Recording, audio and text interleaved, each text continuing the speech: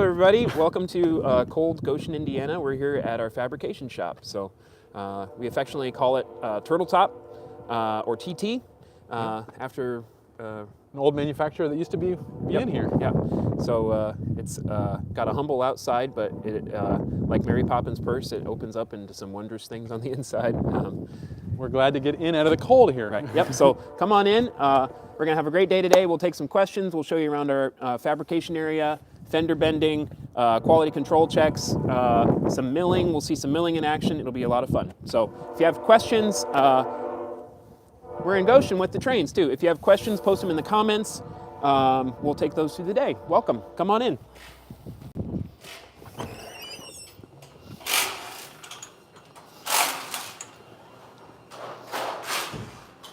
So we will come back in here, but we're going to head to the back of the shop first.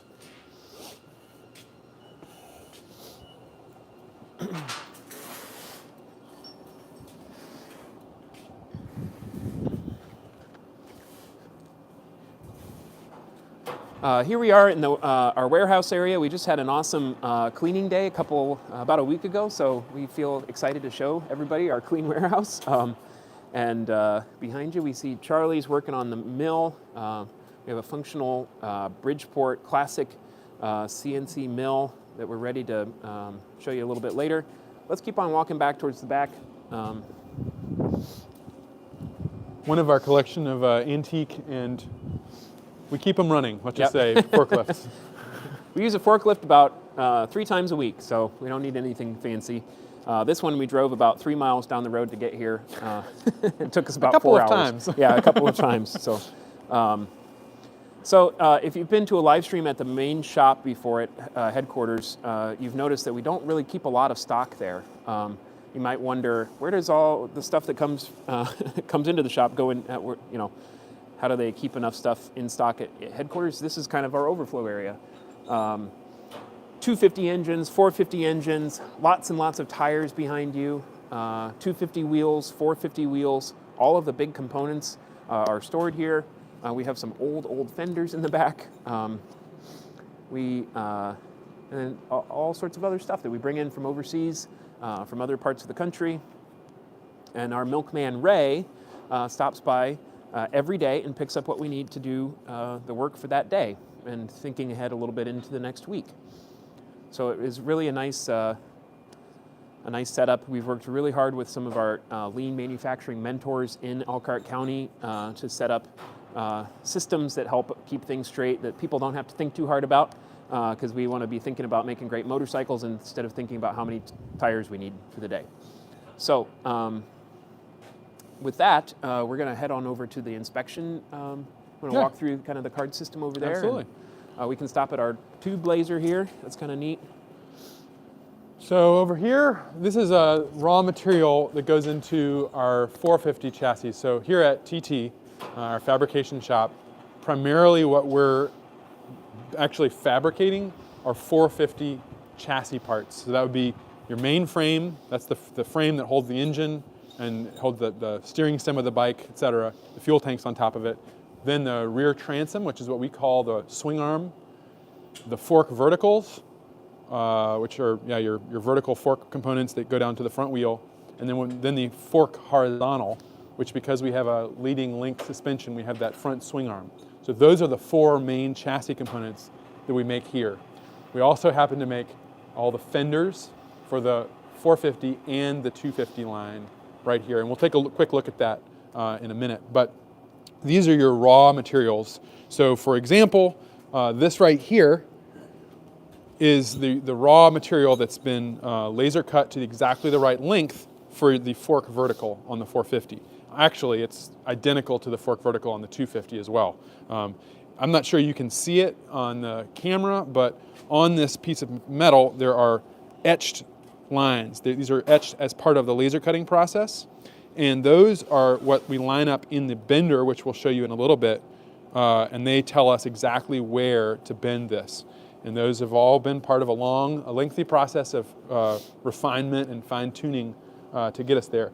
A couple of other things on here. For example, this is kind of an interesting one because it's not round tube. This is your down tube. We call the down tube, on the 450 chassis, sorry, here we go, like this. The steering stem, which is a machine component, is welded here. Frame rails are welded here. Engine mounts are here. But basically, this is the front of the engine. Your engine's here, the exhaust comes down. And that's a square tube because we have exhausts, both of the exhaust ports are pretty close together, and we need to get on either side of it. And that's just like the XR400 that the engine design, where it originated. So we used that precedent when we designed it. Many more different frame tubes here that we'll see later on, but this is what they look like as raw components.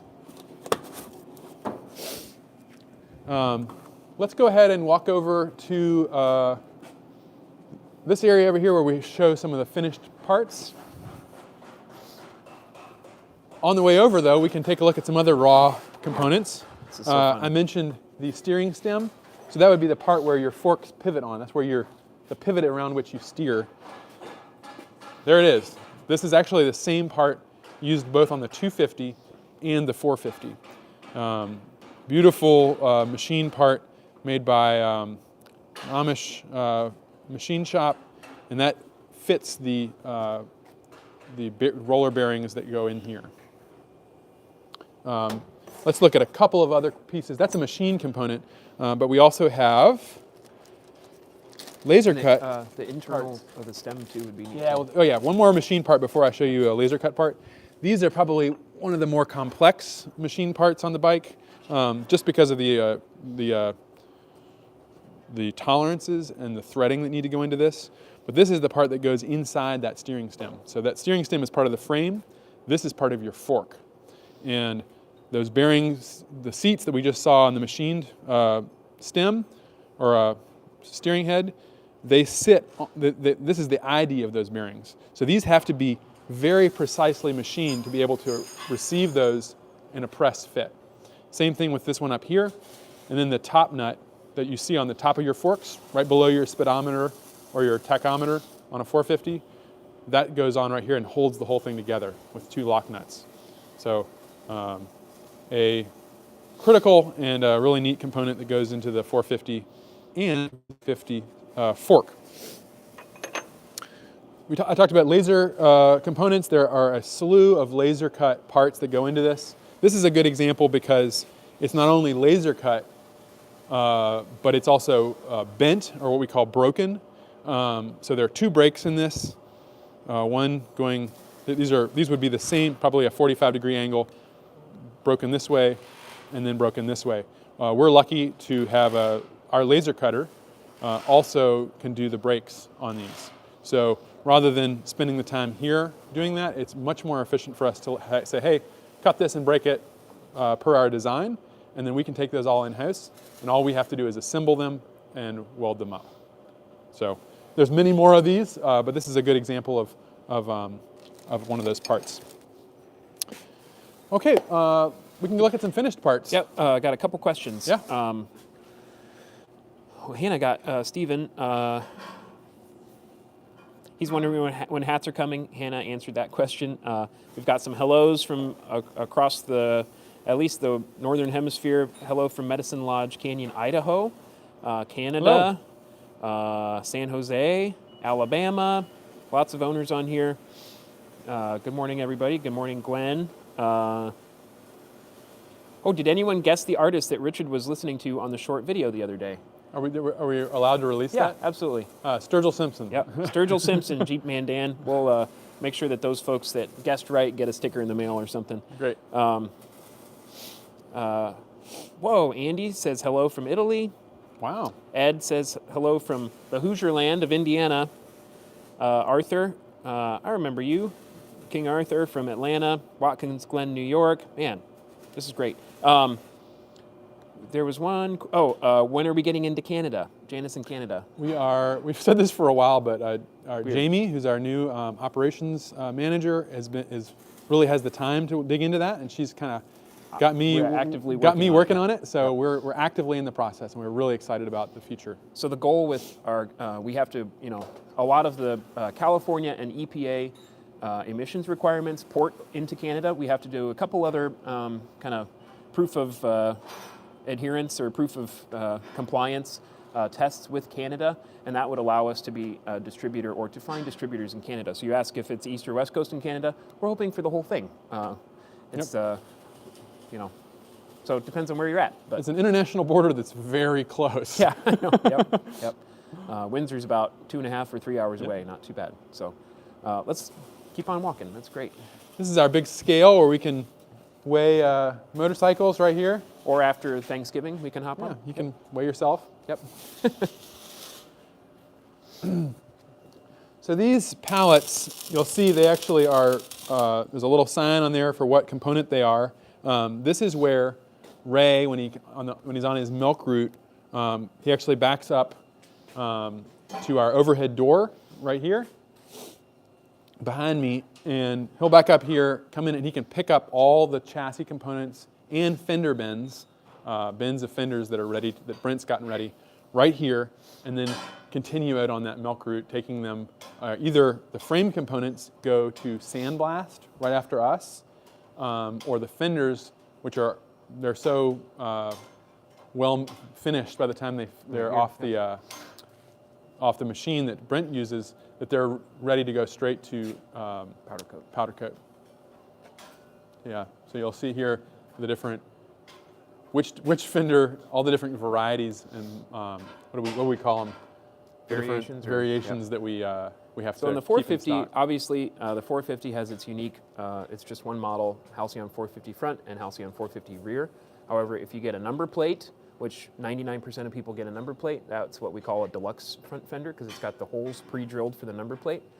On the 250 line, the Halcyon and now Moonlit Phoenix share a front fender. The Halcyon has its own unique rear fender.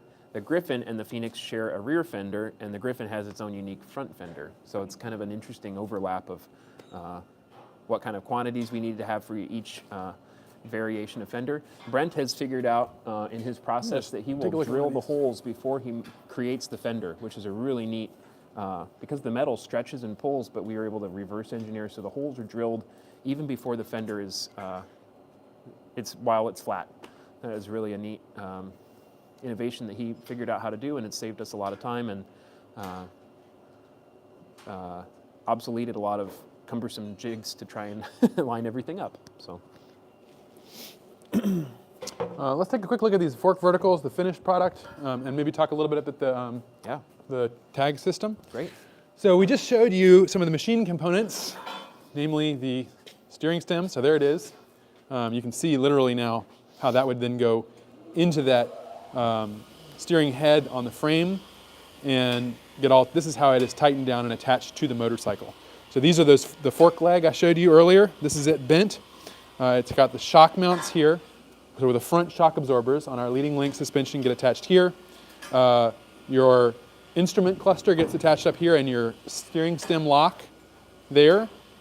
And one neat part on this that you'll be able to see is, I don't know, the camera will pick it up, but I actually do the inspection on all these and hand number them. So this one is the fork number 150, 450 fork number 150. Each one of these chassis parts we hand number, and what that does is there's a sheet that goes with it. And that sheet, I measure a lot of different components on this, or different dimensions on this to make sure that it's going to meet our quality spec and the tolerances that assembly requires. And so if there's ever an issue, there's a sheet that goes with this, and we can track exactly what happened, and we can track what the original measurement was. If I have to tweak this at all, which we do need to do occasionally to make it work properly, then it shows there's a track record of exactly what that was. So that's where the number is on the, once powder coat's on there, it's a little harder to see, but we really just use this as an internal numbering system. And these we just put on this pallet this morning. Did you talk through the colored tags? I did not talk through the colored tags. So these you see have a green tag on them. That means that they're a vertical. So if they were a frame, it's I think a blue tag, and horizontals are yellow. But those tags, Grant, if you want to talk through the tags a little more. I will act like I'm the milkman today and act like I just loaded all these in the van and we're taking them out. This is what would be a classic kind of lean manufacturing kanban system, and the hope with that is that you make as much reflexive as possible, so that there's not a shop order that needs to be made when verticals leave the shop. It is just a self-fulfilling and perpetuating process. So Ray, when he comes and picks parts off this pallet, he knows these are ready to go to sandblast and powder. He takes the tag off the part, and this becomes the order for the shop. So we walk back over here, and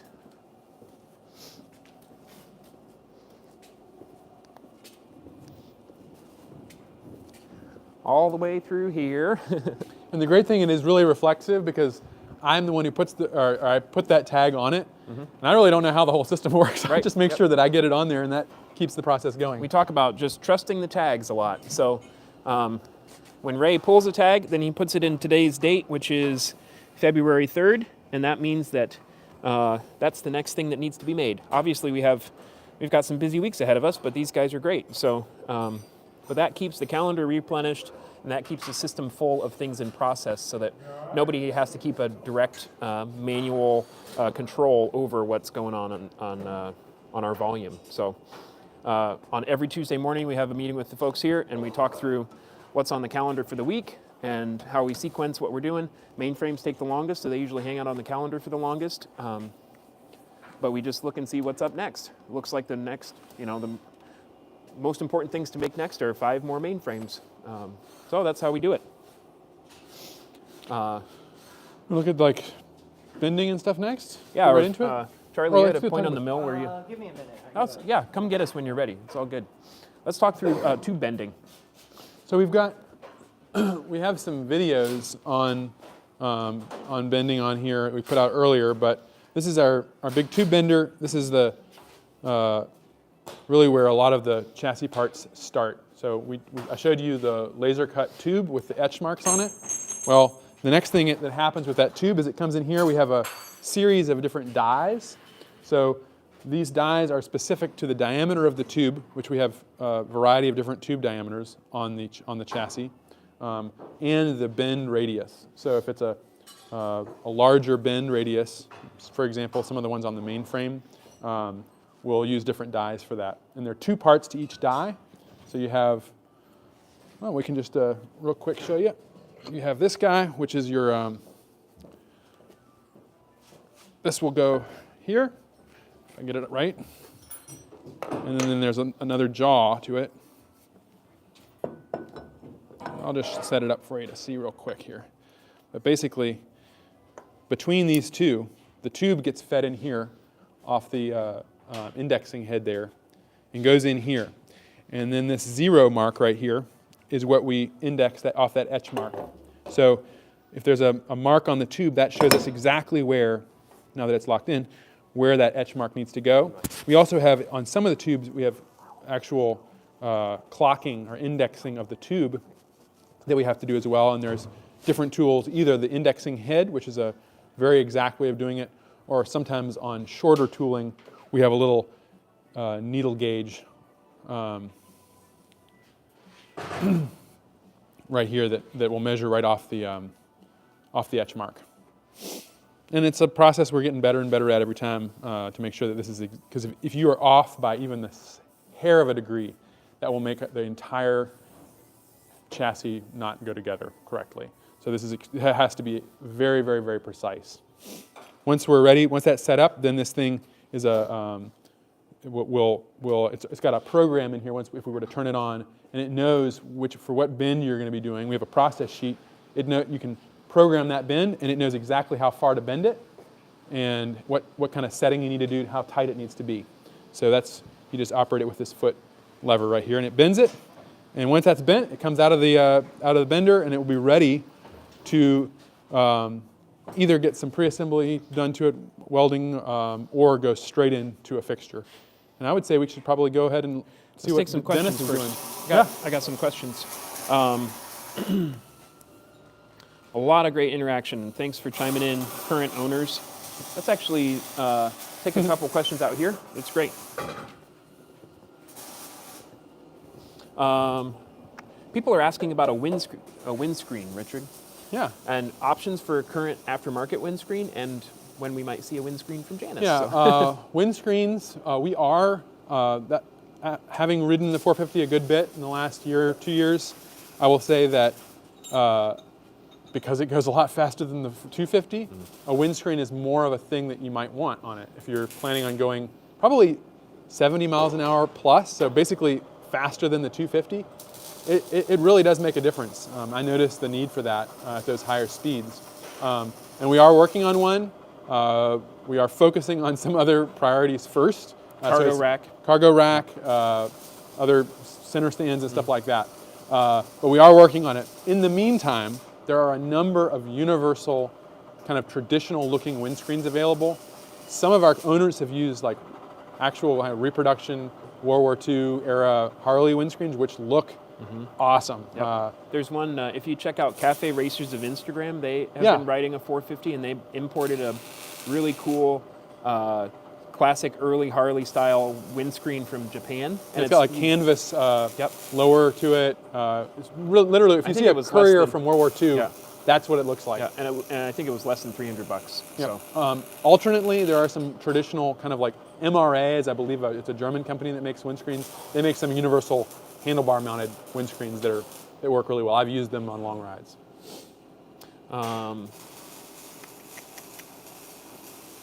Has Richard ever sent forks back or said not good? Yes. That's part of the process. That is part of the process. Yep. Luckily, a lot of the I'm here, and so things that often happen are I'll see a missing weld, and so I can literally just walk over to Dennis or Jay and say, "Hey, can you pop a weld on there?" And 30 seconds later, it's ready to go. Yep. So, yep. Is there enough room to mount a tool roll bag on the front of a motorcycle? On the front. Yeah. You got to look at your clearance between the number plate and the headlight. But kind of snug it in there. That's great. Somebody asked if the saddlebags were lined. They are not lined, but they do the rear saddlebags that we use on the 250 and the 450 have a plastic liner essentially that makes it hold its shape. So there is some level of liner there, and then on the top it has a stainless steel plate in there that also helps it keep its shape.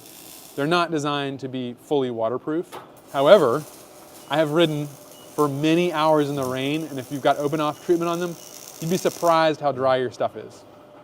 Just like a cowboy with his messenger bag, they work pretty well. Yep. What's the lead time on the 450 these days, Robert? It's about, I think we're putting new orders. We just sold a 450 about 20 minutes ago, and I think it's getting slotted in for production like early April. That means, you know, when it goes on the final production schedule, that means that you got a couple weeks while it gets made and certified and tested and all that stuff, but it's yet this spring. So it's a good time to order a 450. I say it every year, and it happens every year. If you wait till spring, wait till warm weather to order your bike, the line is a lot longer. So now's a good time to get an order in for a 450 if you want it for spring and summer riding. That's all I'll say about that. There was one more. Oh, Jeff says, this is Jeff Karen. With aerodynamic modifications, my Halcyon 250 hits 55 very well. I haven't changed the sprocket, so the engine screams at 60. Would it be okay to run it at that speed for a very long ride? Yes, absolutely. When I rode cross country, some days I was doing 750 miles, and I had a throttle lock, and I would just lock it open, and the only thing you need to stop for is gas. Great. Maybe we have energy. Yeah. Maybe we got a time now to go and check out what Charlie's doing over here on the Bridgeport.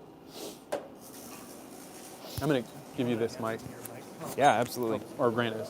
Taking Grant's. Yeah. Welcome, Charlie. I'm Grant. Hi. So just tell us what you're doing. Yeah, today. And a little bit about your what you've done to this Bridgeport first. This mill?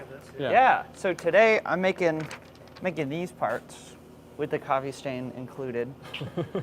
That's what it looks like. These are the upper chain sliders for the 450. So our machinist that usually does this stuff, he has a lead time, and we want to get them on bikes right now. So that means in the meantime, sometimes I make little parts like this. So I start with a big bar of HDPE, polyethylene, and We just ordered it off of McMaster for now. I'm sure Don gets it someplace else, but start with that. And right now I'm about halfway through just squaring them up and getting them to the right outside dimensions for the blanks. But this mill we bought for $1,500, which is, if you know anything about Bridgeports, that's a pretty good deal for a 2D, 2-axis CNC. I did. Can you go like step way back? Yeah. For people that don't even know what Sure. the difference between a mill and a drill press is. I'm going to turn this down so you can see what it does. This is what a mill does. It spins. That's it. And also, you crank these hand wheels and the table moves. So kind of the idea is that you clamp a part in a vise. So you got your block, gets clamped in there. And then I'll do a cut so you can see. This is the next step for my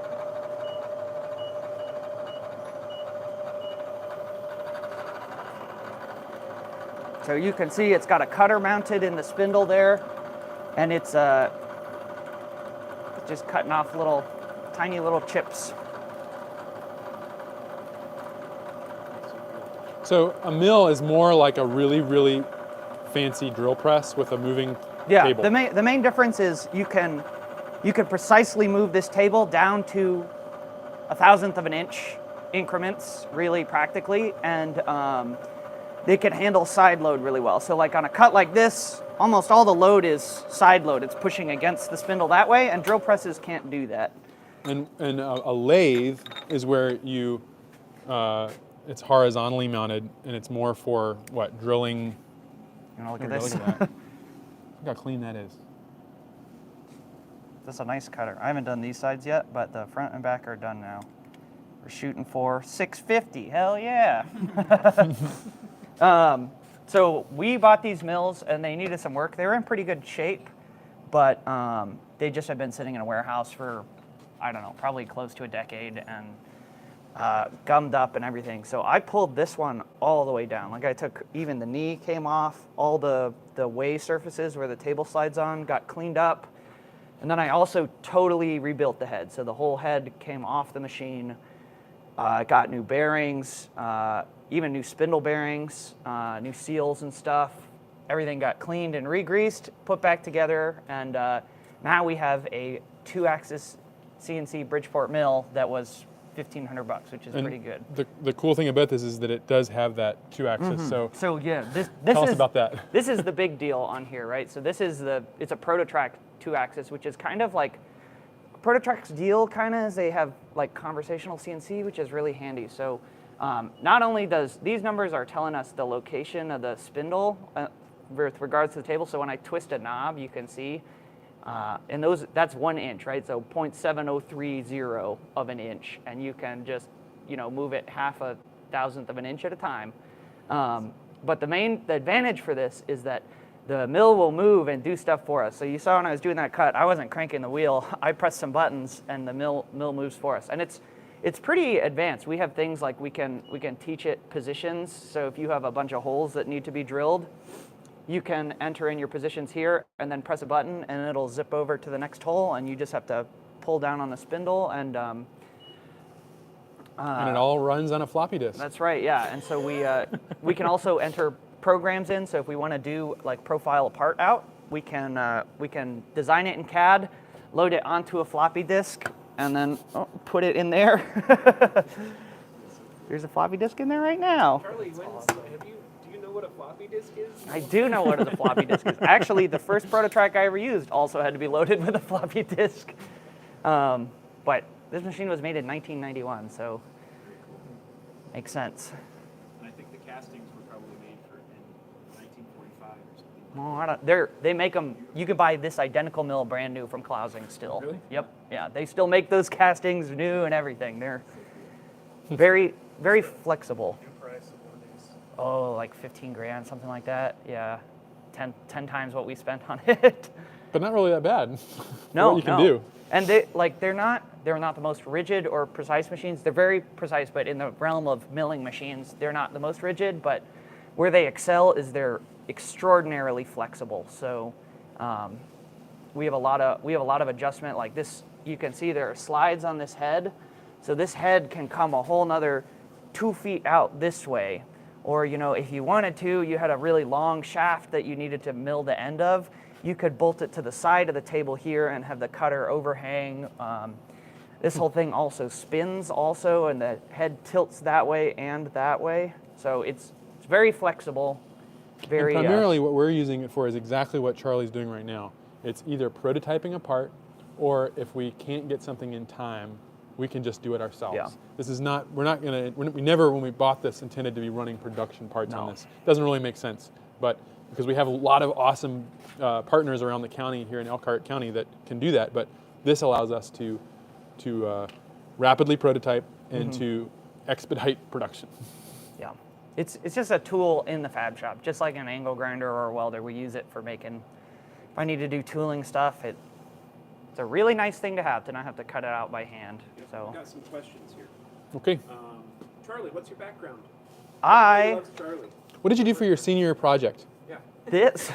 I'm a mechanical engineer. I'm Janus's design and manufacturing engineer. So practically what that means is anything to do with design that Richard doesn't do, I do, and then making that from a design to an actual product. I'm responsible for getting the tooling figured out and doing prototypes and getting the production process in place. I am from Nebraska, and I went to school and got a BSc mechanical engineering from Duke University in North Carolina.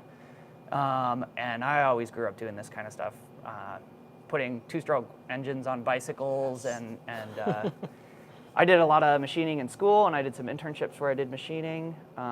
And my senior project, so for engineers, you do a senior project, which is the whole last year of school. You spend 8 months basically working on a project and do it rigorously. So you're doing reports just like you would do in the real world at a job. And my senior project was retrofitting a CNC mill. So it was a Sport B3 mill from the 90s, just like this, with a floppy disk, 3-axis CNC though, and I did everything. Stripped it down like I did this mill, but then we also replaced all the stepper drivers and everything. So I've done this before, actually. So Charlie entered this with a lot of confidence. Yes, that's right. I knew we'd make it work. Well, thank you, Charlie. What's the lead time on a Halcyon 250 right now? I'm going to grab the microphone. Yep. Thank you so much. Bye, everybody. What's the lead time on the boring questions, or maybe exciting ones? What's the lead time for a Halcyon 250? I think the one we just sold yesterday was slotted into production 4 weeks from yesterday. So all said and done, if you order a Halcyon 250 today, it's probably going to be ready for you to pick up or get in your driveway in 6 to 8 weeks. It's a good guess. But we have a lot of Yep. inventory Halcyon 250s available right now. Yep. And they can be gone. You can Tomorrow. pick them up tomorrow. Yep. And all of the inventory Halcyon 250s have a free shipping promotion on them. So if you want to hop on one of those, that's the best deal you'll ever get on a Halcyon 250. How much savings? $900 at least. So the Griffin 250 is about the same lead time. That's a good question.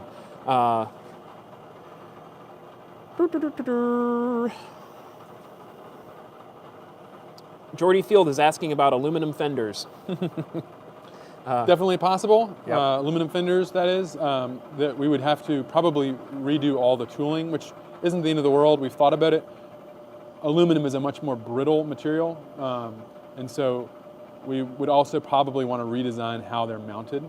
But it's definitely a possibility that we've definitely considered in the past. Yep. We have some more questions about the Halcyon 450 rack and seat. Oh, it's right here.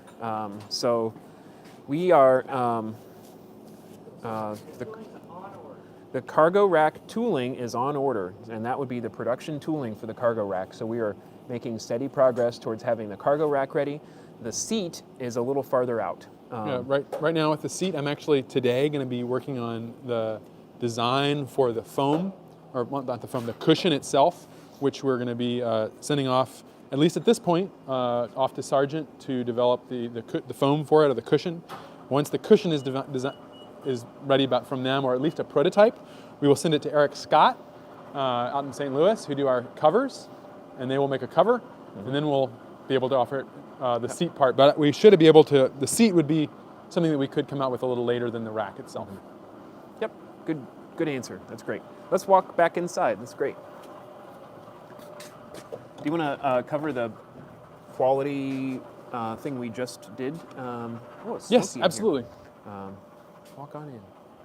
So Grant was just asking about quality checks. Charlie, so when Charlie says he does the engineering stuff that I don't do, typically what that means is the stuff that takes a real engineer that I can't do. So this is something that Charlie's been working on. Really, one of the things we really lean on him for is tooling. The tooling takes an incredible amount of thought and design and engineering because it isn't just something that holds everything the way it's supposed to be, or it is, but it's so much more. It has to be able to be pulled in and out of it. It has to be able to meet the tolerances that we require. And this piece of tooling right here is actually not for making the part.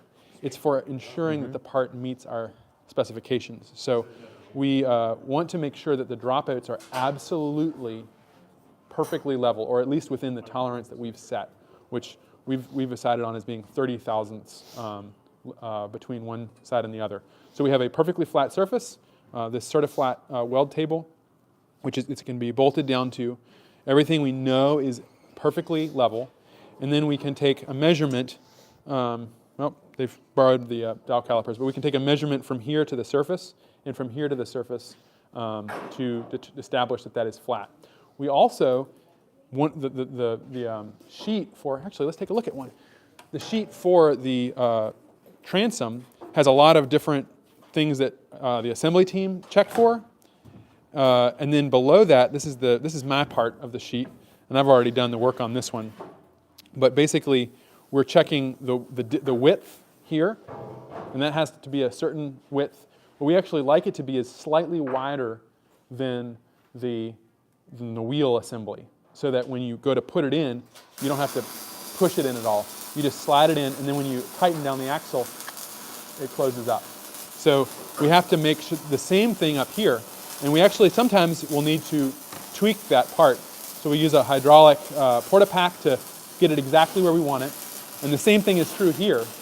If this is off slightly, we have the ability to tweak that right here in this fixture, so we can check and adjust to the final dimensions. And that's something, the beauty of mild steel like we use, is it's extremely forgiving, and it allows us to make sure and make those kinds of adjustments post-weld. And that's a standard manufacturing process that we do that ensures that the part is exactly the way we want it when it leaves.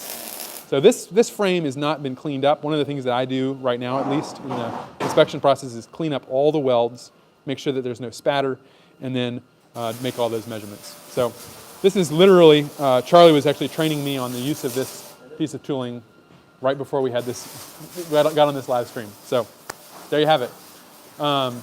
Most of the inspections happen right here, and there's just a variety of different ones that go into for each part. And those sheets, here's the inspection sheet for the horizontal, for example. It has a different things that we check for on that. And these are all, if we look underneath the table here, this is a vertical that hasn't been cleaned up. So you can see the welds are all raw welds without being wire wheeled. And this one's waiting for me. So I did 3 this morning. This one I'll do probably, or I'll get to it next week.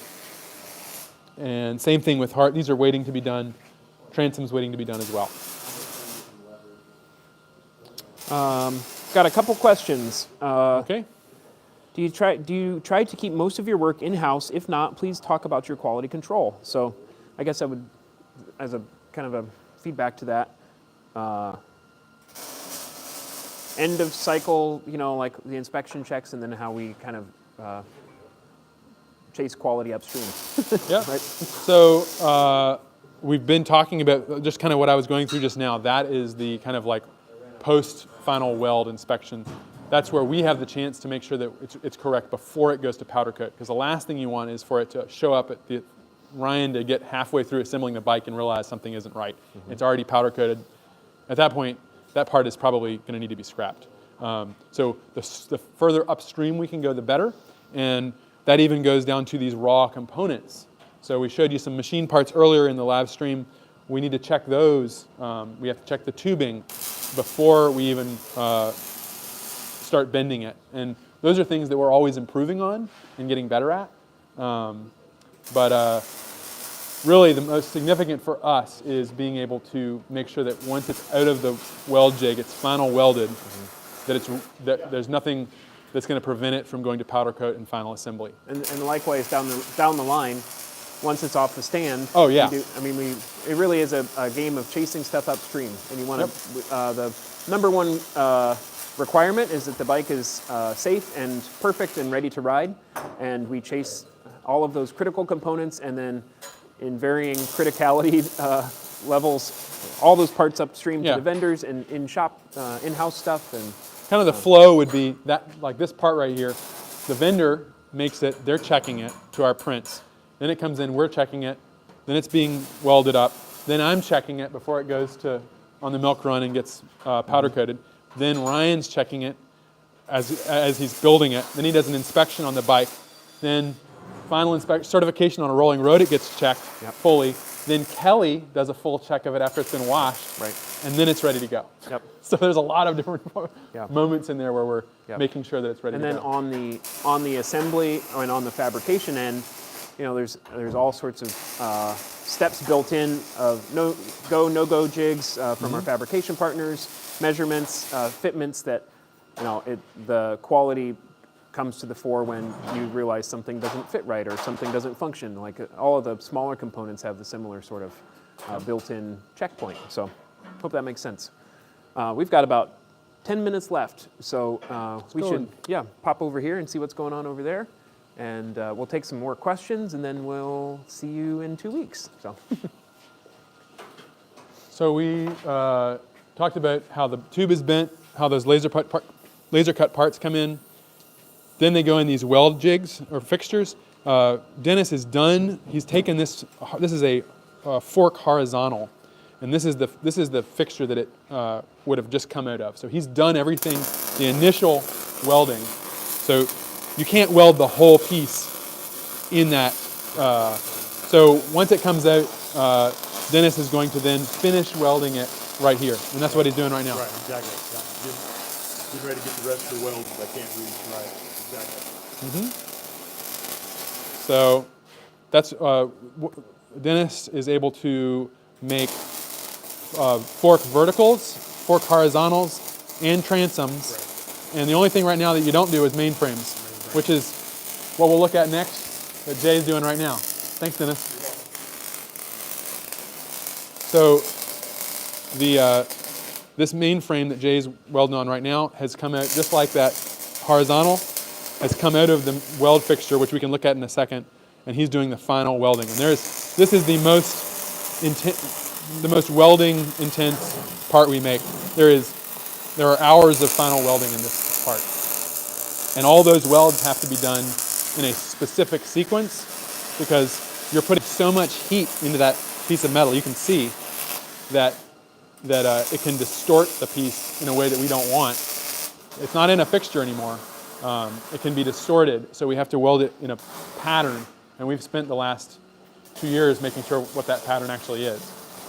And that's one thing that is good to know about the tooling itself. This is the mainframe tooling. That tooling isn't there to it holds the part, but if you weld it up wrong, you can still put stresses in it that would make it deform when it pops out. So it's real. That weld sequence is really, really important. But this is, if you've seen, well, here are the parts we just talked about. There's the down tube, that square tube we looked at the very beginning. There's your steering head. These are swing arm plates, so this is where the transom or the rear swing arm pivots about that. And then all this will be filled in between these with the tubes that make up the frame. The engine will go eventually right here. But this is what holds all those parts together when they're individual pieces of metal, whether they're tubular steel or laser cut sheet metal, it's got a break in it, or little machine bits like this. It holds them together while Jay tack welds this all together and does as much welding as he can. And then he'll take it over and you see the frame just like he had it on its side a minute ago, but that is just about, well, we're missing all the electrical pan brackets. Yeah, I can feel the heat coming off of it. All the electrical bracket stuff in here and a few other parts that will be welded on. But that you can definitely tell what that is now. It's really taken shape. Okay, got a couple questions, and then we'll wrap up for the day. Have you ever thought about an email address where people can email you ideas or requests for videos? Yeah, you should email Hannah. I think it's welcome@janusmotorcycles.com. That's a great spot to just kind of throw a paper airplane our way. Tim Minier says 450 number 113 here. This has to be the best video yet. Nice job. Nice Good job, you too. Thank you. Thank you. Love the fact that you take the time to walk us through this. Thank you. You're welcome. We love getting to do this and meeting people virtually. You got to stop by. Tim's been to the shop. If you're an owner and you haven't been to a rally or you haven't been to the shop, please do it. It's so nice to meet everybody. So great to have a good time with our owners, and it's really part of the value of just being a part of the crew. Helmet style most commonly chosen to embrace the bike style. We sell the Biltwell Gringo, which is a full face. It looks like what a motorcycle racer in the 1970s would have worn. Yep. It's a classic helmet that does meet modern DOT standards. Bell Bullet. The Bell Bullet is great. There are a lot of retro kind of helmets out there. Simpson makes a cool one. If you want like plush suede interior, Hedon Helmets makes a really cool one. That's just like very nice. Out of my price range, but maybe in yours. 450 center stand. First rear rack, then center stand. Yep. That's the sequence. I've read, this is a question from Tom B. I've read a few on the forum complain about a loose shifter. Has this been resolved? It has. We have actually resolved that. Basically, we're very proud of our shift mechanism, and at some point I'd love to go through and actually talk about that part because of the tooling that's necessary to make that. But we weren't cutting back far enough to allow it to clamp down. If that makes any sense. So basically, it's got a little jaw, and the jaw had to be deeper. And so we have addressed that, and that shouldn't be a problem. Yeah, great. If you have a loose shifter, contact us. Yes, let us know. Really, let's see. I think that's about it. Couple reminders. If you are an owner, get your rally tickets.